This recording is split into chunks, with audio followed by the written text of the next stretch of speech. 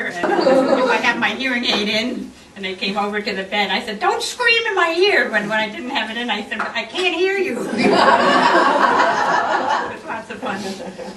If you like, I have a little reading I might do for you. This is a chapter called Fear of Teaching and New York, and it's chapter 28 in the book.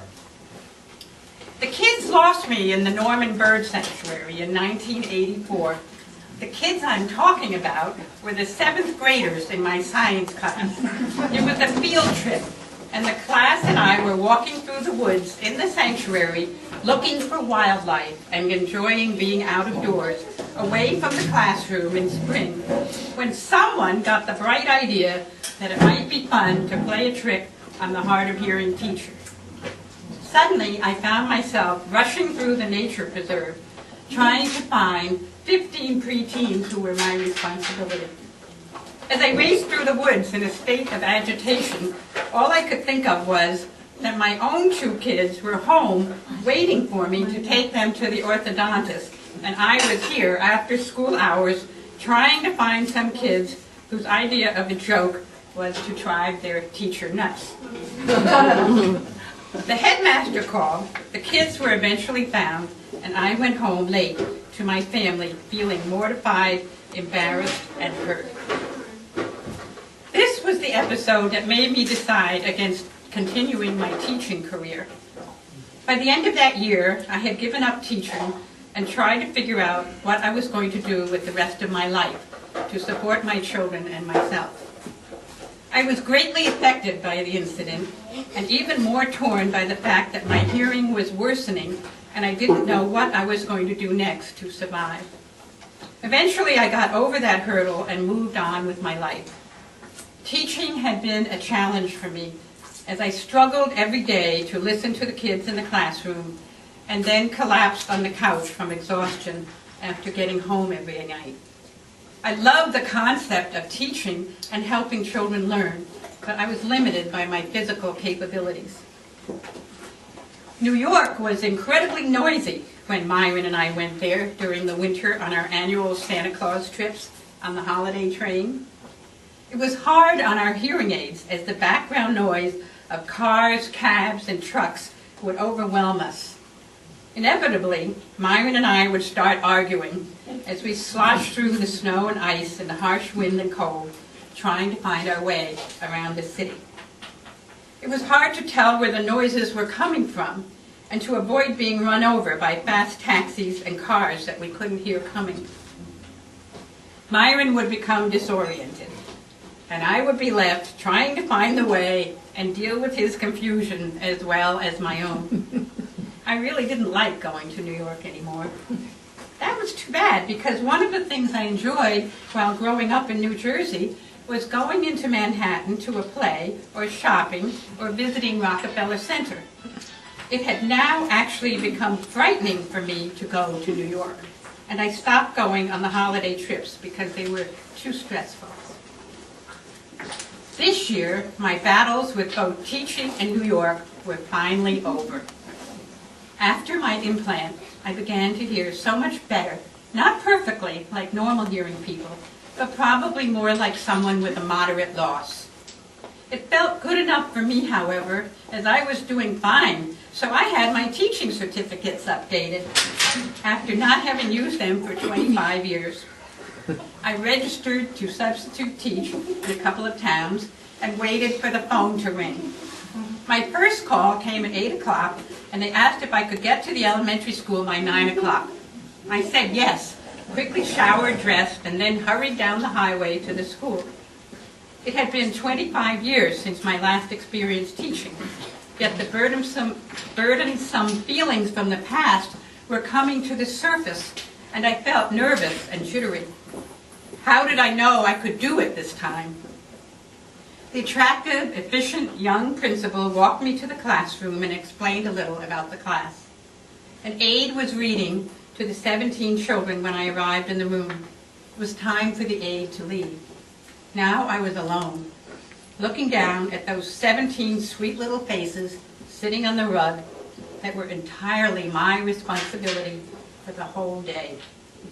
Inside, I was a nervous wreck and wanted to panic, But I said to myself, okay, you must stay calm on the outside for the children.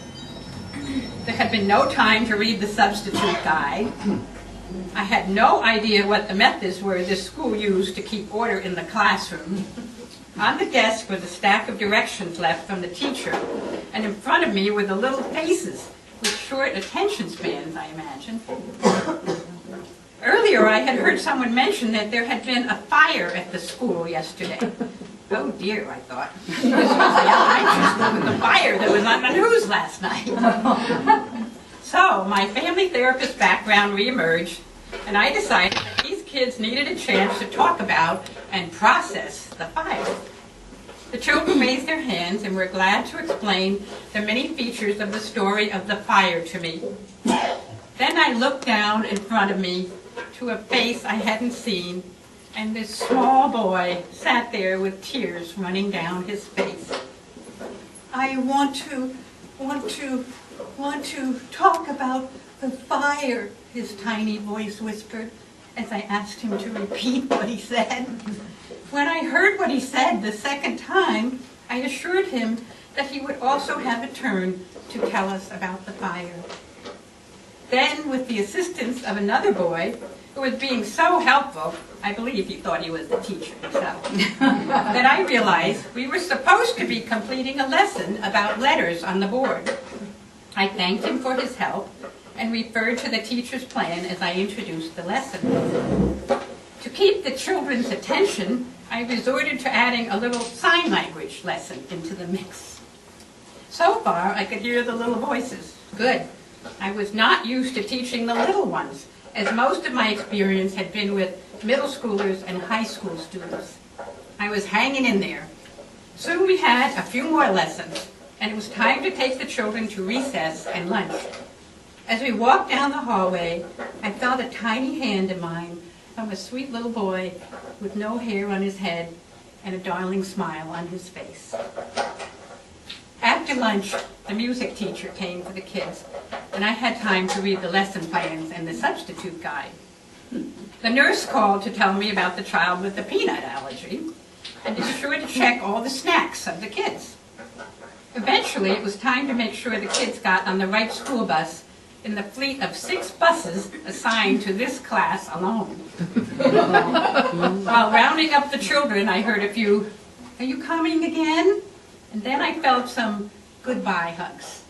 I smiled. The kids all made it to their buses with the help of some 5th graders, and I said goodbye and was able to breathe. The children and I had made it through my first day back to teaching, and all of us had survived. As for New York, I had an opportunity to visit with a friend of mine at a writers' conference. I enjoyed the gorgeous fall scenery of brilliant colors and the glistening water along the coastal Connecticut countryside on the train ride into the city. My stomach was churning nastily. My friend Pat was chattering about what our intentions would be for the conference. It was hard for me to get into the spirit.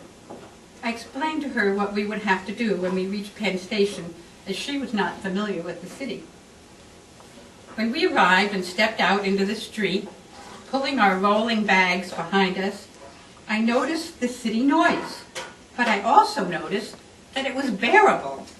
No more throbbing hearing aids, and I didn't start to get a headache. My processor seemed to be handling this noisy environment with aplomb. I told Pat which direction we needed to follow to find our hotel. With each step on our walk, I felt more confident. That weekend, Pat and I stood in line at the Empire State Building for an hour and a half, went out to eat in noisy restaurants where I could hear her talking to me, and enjoyed the programs of the 2-day conference on Park Avenue. After a day, I was the one leading Pat and some other participants around town with no fear. I was able to hear all the speakers at the conference, asked a few questions in front of the large audience, and had many opportunities to chat with writers from around the country. I faced one of the well-known agents after standing in line for an hour and enthusiastically explained to her about my project. She said to send her my proposal. I learned so